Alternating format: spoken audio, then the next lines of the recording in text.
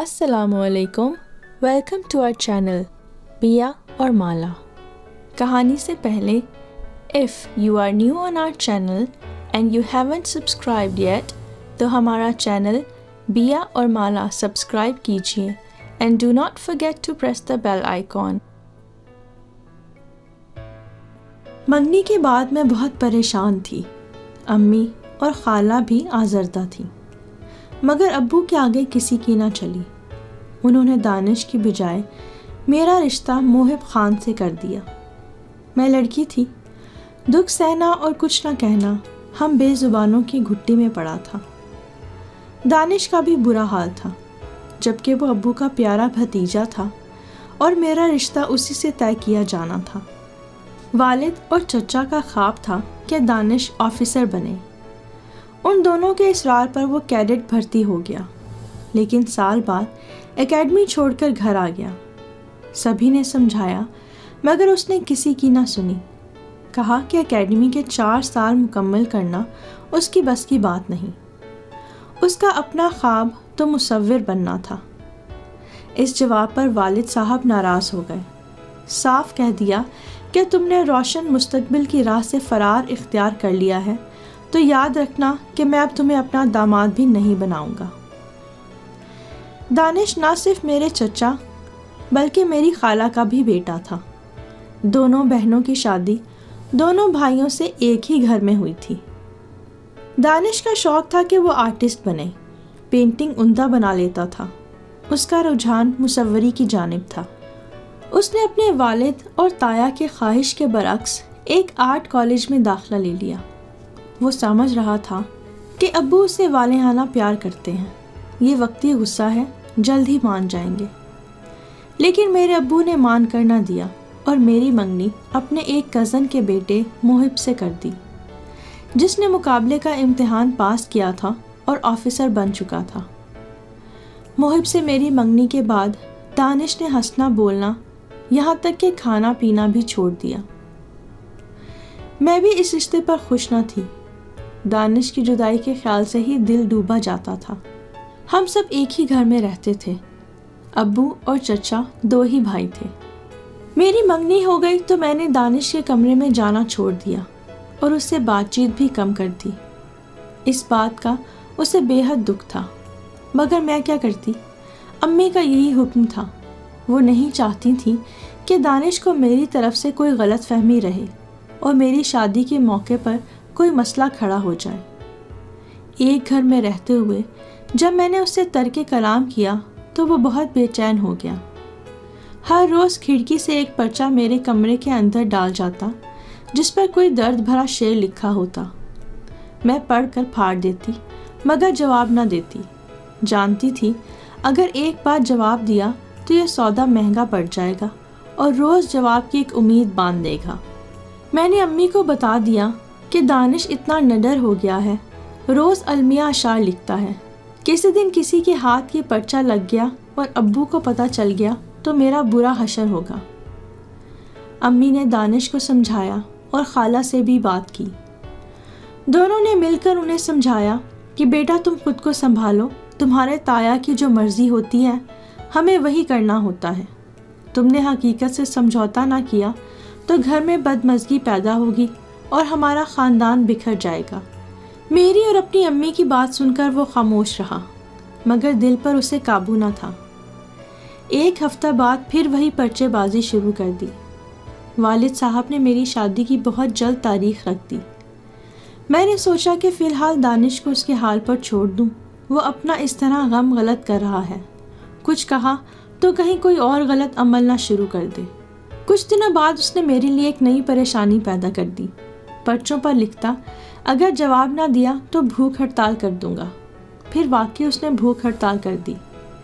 3 روز دانش نے کچھ نہ کھایا تو میں نے اسے سمجھایا کہ دیکھو تمہاری اس قسم کی حرکتوں سے سوائے پریشانی کے کچھ حاصل نہ ہوگا۔ تم پریشان ہو ہی مجھے کیوں پریشان کرتے ہو؟ تو کیا تم اپنی منگنی سے خوش ہو؟ اس نے مجھ سے پوچھا۔ خوش ہوں یا نہیں اب یہ ایک لا حاصل سوال ہے۔ ابو تمہاری زندگی بنانا چاہتے تھے اور تم اکیڈمی سے بھاگ آئے۔ اب ان کا ارادہ بدل نہیں سکتا اور میں ابو کے سامنے ڈٹ کر نہیں کھڑی ہو سکتی، میں منہ زوری نہیں دکھا سکتی۔ وہ جو چاہتے ہیں اس کی اطاعت کرنی ہے، اسی میں ہی ہماری بھلائی ہے۔ تم جانتے ہو ان کا مزاج اچھی طرح۔ وہ روحان سا ہو گیا، کہنے لگا، اے کاش وقت تھم جائے اور تمہاری شادی کا دن کبھی نہ آئے۔ میں خاموش ہو گئی۔ چاہتی تو میں بھی یہی تھی کہ یہ دن نہ آئے، لیکن وقت کو کون روک سکتا ہے؟ میرے آنسو بھی نہ روک سکے۔ وہ دن آ ہی گیا۔ میرے والدین خوش تھے کہ نکمے لڑکے دانش کی جگہ ان کو ایک سرکاری آفیسر مل گیا ہے۔ مہندی سے ایک دن قبل دانش میرے پاس آیا اور آخری بار بات کی۔ اس نے کہا کہ مجھ سے وعدہ کرو، جب بھی میکے آؤ گی مجھ سے بات ضرور کرو گی۔ مجھ سے بات بند مت کرنا، ورنہ دل کا بوجھ اتنا بڑھ جائے گا کہ اس بوجھ کو سہ نہ سکوں گا۔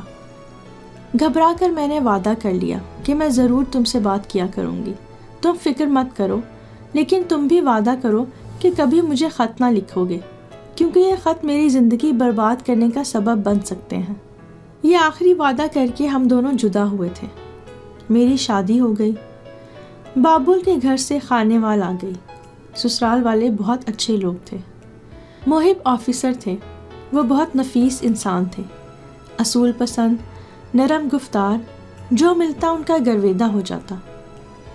وہ مجھ سے بہت محبت کرتے تھے، اس قدر خیال رکھتے کہ کسی اور کے تصور سے اب اپنے آپ سے شرمندگی سی محسوس ہوتی۔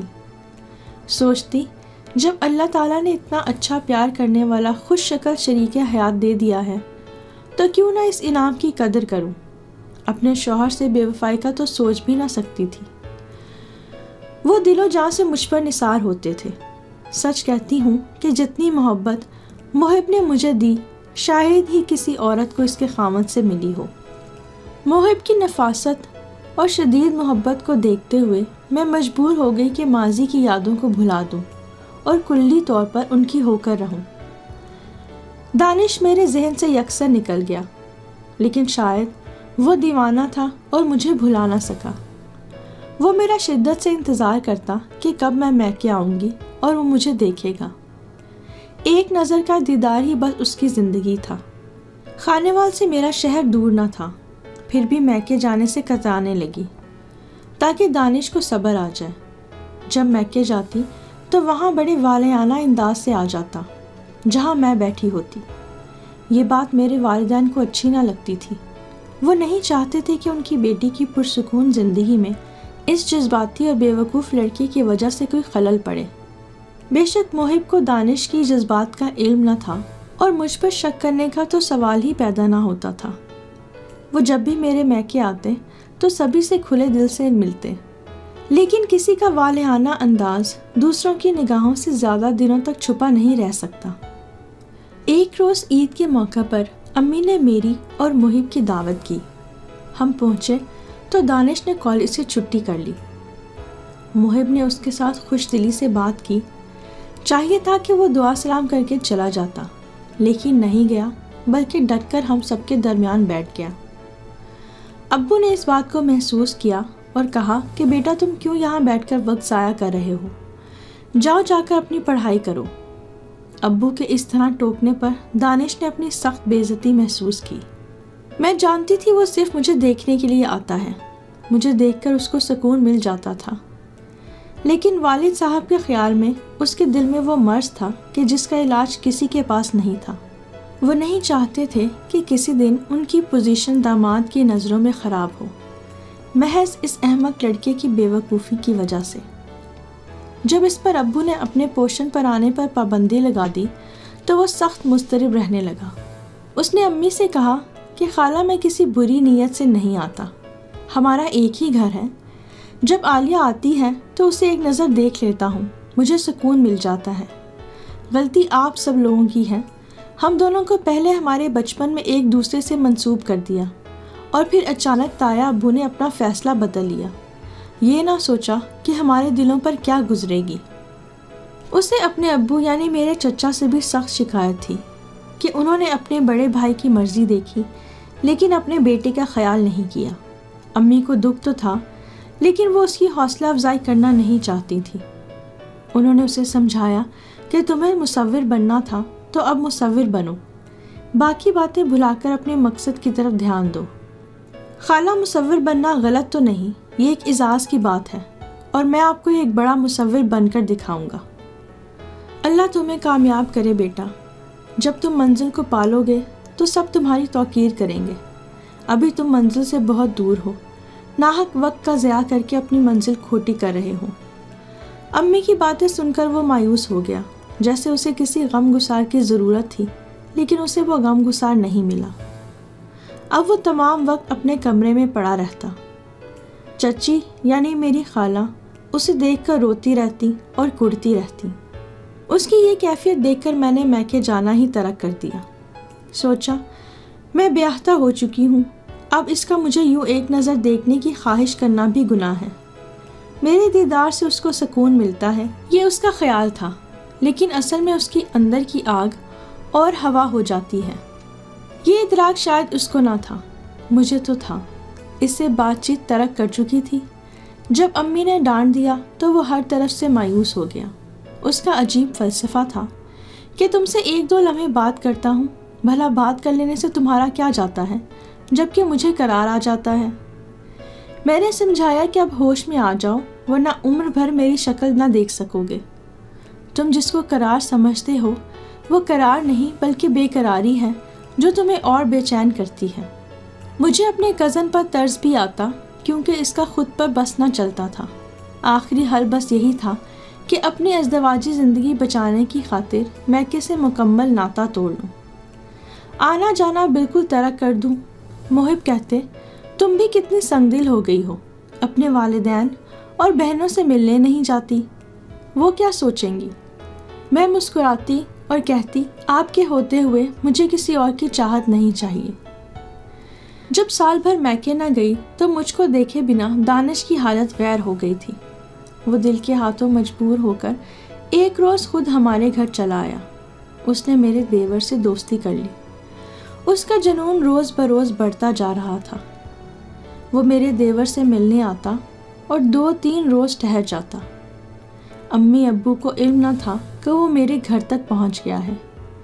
اللہ جانے کیا چاہتا تھا۔ میں دنیا داری کی خاطر اس سے سلام دعا کر لیتی مگر دور رہتی۔ میری ساس کہتی تمہارا چچا زاد آیا ہے، بھئی کچھ خاطر مدارت کرو، کھانا وغیرہ ڈھنگ کا پکاؤ۔ تب میں ملازمہ کو ہدایت کر دیتی کہ مہمان کے لیے کوئی اچھی ڈش بنا کر دینا، لیکن اس سے بے رخی برقرار رکھی تاکہ دیور کے کمرے تک ہی وہ محدود رہے۔ 1-2 بار منع کیا کہ یہاں مت آیا کرو، لیکن دانش نے سنی انسنی کر دی۔ لگتا تھا کہ میری بربادی کا آغاز ہو چکا ہے۔ وہ کسی کی بات مانتا تھا اور نہ ہی سنتا تھا۔ اس بار جب آیا تو 2-3 دن ہمارے گھر ہی رہا۔ میں نے اسے دور سے سلام کیا اور کوئی بات نہ کی، مگر سخت پریشان تھی کہ یہ کیوں آیا ہے۔ اپنی پریشانی گھر والوں پر ظاہر بھی نہ کر سکتی تھی۔ سوچا امی کو فون کروں کہ یہ جلد گھر سے چلا جائے۔ پھر خیال آیا کہ گھبرا کر کہیں ابو سے نہ کہہ دے، وہ یہاں آ کر اس کی بے عزتی کریں گے تو کوئی بات ابھی میرے سسرال والوں پر آیا نہیں ہے، وہ بھی الٹا کھل جائے گی۔ میں دانش کی اس جنونی کیفیت سے بھی ڈرتی تھی جس کی وجہ سے وہ میرے گھر آ جاتا تھا۔ ابھی تک تو اس کے آنے کو میرے سسرال والوں نے کوئی خاص اہمیت نہ دی تھی، لیکن کسی بھی وقت اس کی کوئی حرکت کوئی دوسرا رخ بھی اختیار کر سکتی تھی۔ سوچا کہ امی کو بتانے سے بہتر ہے ایک بار اور اسے سمجھانے کی کوشش کروں، میری بات پھر بھی سن لے گا۔ امی ابو سے تو سخت برہم تھا وہ۔ اس روز محب کی رات کی ڈیوٹی تھی، وہ سرے شام گھر سے چلے گئے۔ آدھی رات کے وقت کسی نے میرے کمرے کی کھڑکی کے پٹ کو اپنی انگلی سے ہلکا سے بجایا۔ سمجھ گئی یہ دانش ہے، بات کرنا چاہتا ہے۔ اپنے کمرے سے نکلی اور اسے کہا کہ دانش تم ہوش میں تو ہو، کیوں رات گئے کھڑکی بجا رہے ہو؟ میرے دیور یا سسر کی آنکھ کھل گئی تو کیا سوچیں گے؟ کیوں میرا گھر تباہ کرنے پر تلے ہو؟ آخر تم میرے گھر آتے ہی کیوں ہو؟ کیا یہ چاہتے ہو کہ محب مجھے طلاق دے دے یا مجھے رسوا کرنا چاہتے ہو؟ تمہارے سامنے ہی ہے، میرا ایک چھوٹا سا بیٹا بھی ہے۔ دانش خاموش ہو گیا، کہنے لگا آخری بار آیا ہوں، ایک بار میری بات سن لو، پھر کبھی نہیں آؤں گا۔ سمجھ گئی کہ بات کیے بنا ٹلنے والا نہیں ہے۔ کہا کہ لان میں چل کر بات کر لو، یہاں سب اپنے کمروں میں سو رہے ہیں۔ ہلکی سردیوں کا موسم تھا اور چاندنی رات تھی۔ مجھے ڈر تھا لیکن بات کرنا بھی ضروری تھا۔ ہم لان میں بڑی کرسیوں پر آمنے سامنے بیٹھ گئے۔ اس نے کہا کہ میرے پاس تمہارے چند خطوط ہیں، تم کو دینے آیا ہوں۔ ملک سے باہر جا رہا ہوں، تمہاری امانت دینی تھی، تبھی آ گیا، اب کبھی نہیں آؤں گا۔ لیکن یہ خطوط تم خود بھی تلف کر سکتے تھے، میں نے کہا۔ وہ بولا، اس طرح تو شاید تمہیں مجھ سے خوف آتا رہتا اور تم یقین نہ کرتی کہ میں نے خط تلف کر دیے ہیں۔ میں نے اس سے کہا کہ دانش، ہم کزنز ہیں، میں بچپن سے تمہیں جانتی ہوں، میں جانتی ہوں کہ تم ایسے نہیں ہو۔ ابھی یہ بات ہو ہی رہی تھی کہ آہٹ ہوئی۔ محب نہ جانے کیوں اور کیسے رات کی ڈیوٹی چھوڑ کر گھر کے اندر آ چکے تھے۔ گیٹ کی چابی ان کے پاس رہتی تھی، جب چاہے کھول کر اندر آ سکتے تھے تاکہ کسی کو ڈسٹرب نہ کریں۔ سچ تو یہ تھا کہ دانش کو اس قدر افسردہ دیکھ کر اس دم میں بھی افسردہ ہو چکی تھی۔ لیکن ابھی اس نے خطوط مجھے لوٹائے بھی نہ تھے کہ محب کے قدموں کی آہٹ پر وہ سچویشن کو تیزی سے بھانپتا ہوا اٹھا اور پاس ہی موتیے کے پھیلے ہوئے پودے کے پیچھے اکڑوں بیٹھ کر چھپ گیا۔ محب نے اس کو نہیں دیکھا لیکن مجھے لان سے برآمدے کی جانب جاتے دیکھ لیا۔ پوچھا، اس وقت لان میں کیا کرنے گئی تھی؟ میں سردی اور خوف سے کپکپا رہی تھی۔ مجھے کمرے میں گرمی لگ رہی تھی، کچھ گھٹن محسوس ہو رہی تھی تو باہر چلی آئی۔ انہوں نے میری بات کا اعتبار کر لیا اور مزید کوئی سوال نہ کیا۔ بولے، آج میٹنگ تھی، جلدی ختم ہو گئی۔ اپنی ڈیوٹی معاون کو سونپ کر چلا آیا۔ طبیعت کچھ ٹھیک نہیں لگ رہی۔ میں نے کہا کہ نیند لے لیں گے تو صبح طبیعت ٹھیک ہو جائے گی۔ اللہ جانے میں نے اپنے خوف اور لرزتی آواز پر اس وقت کیسے قابو پایا تھا۔ اللہ نے میرا پردہ رکھنا تھا سو رکھ لیا۔ زندگی میں ایک بڑا طوفان جو آنے والا تھا، اللہ نے مجھے اس سے بچا کر میری عزت بھی رکھ لی تھی۔ اگر وہ گیراج سے گزرتے ہوئے دانش کا سایہ بھی دیکھ لیتے تو سوچتی ہوں کیسی تباہی آ جاتی۔ مجھ سے نہ صرف میرا محبت کرنے والا شوہر چھن جاتا بلکہ شاید مجھے اپنی اولاد سے بھی ہاتھ دھونا پڑتے۔ آج بھی اس بھیانک رات کا دھیان آتا ہے تو میری روح لرز جاتی ہے۔ سوچتی ہوں شاید اس وجہ سے مجھے اللہ نے رسوائی سے بچایا کہ میری نیت نیک تھی، کوئی برا ارادہ دل میں نہ تھا، بلکہ اپنے شوہر کی محبت بچانے کے لیے ہی میں نے دانش سے بات کرنے کا خطرہ مول لیا تھا۔ یہ واقعہ شاید دانش کے دل و ذہن پر بھی گہرے نقوش چھوڑ گیا۔ اسے واقعی مجھ سے محبت تھی، تبھی اس روز کے بعد کبھی میرے گھر نہیں آیا۔ گھر آنا تو کیا، وہ کبھی میرے سامنے بھی نہیں آیا۔ اس نے اپنا گھر، اپنا ملک، سب کچھ چھوڑ دیا۔ اب تو اس بات کو گزرے بھی 15 سال ہو چکے ہیں۔ امی بتاتی ہیں کہ وہ ایک بہت مشہور مصور بن چکا ہے، اس کی پینٹنگز دنیا بھر میں لاکھوں میں بکتی ہیں، لیکن وہ کبھی پاکستان واپس نہیں آیا۔ کبھی کبھی اپنی والدہ سے فون پر بات کر لیتا ہے، لیکن خاندان کے باقی افراد کو اس نے یکسر فراموش کر دیا ہے۔ اس کے ابو سے بات کرنے کے لیے تڑپتے ہیں، لیکن وہ ان سے کبھی بھی بات نہیں کرتا۔ میرے چچا اپنے بڑے بھائی سے اب ناراض ہو چکے ہیں۔ اتنے سالوں بعد ان کو یہ خیال ستاتا ہے کہ کاش انہوں نے اپنے بیٹے کے لیے سٹینڈ لیا ہوتا تو آج وہ اپنے بیٹے سے یوں ہاتھ نہ دھوتے۔ انہوں نے اس وقت اپنے بڑے بھائی کی عزت کا خیال کیا، لیکن اپنے بیٹے کی محبت کا نہیں۔ میرے ابو کو اپنے چھوٹے بھائی سے بہت محبت تھی، ہمیشہ سے ہی تھی، لیکن آج جب چھوٹا بھائی ان سے بات نہیں کرتا تو وہ بھی اپنے بھائی کی محبت میں کڑتے اور جلتے ہیں۔ میرا پورا خاندان عجیب بکھرا بکھرا سا ہے۔ میں آج بھی دعا کرتی ہوں کہ دانش کو کوئی محبت کرنے والی مل جائے تاکہ وہ ہم سب کو معاف کر سکے اور اس طرح خاندان پھر سے جڑ جائے۔ خدا کرے ایسا جلد ہو جائے۔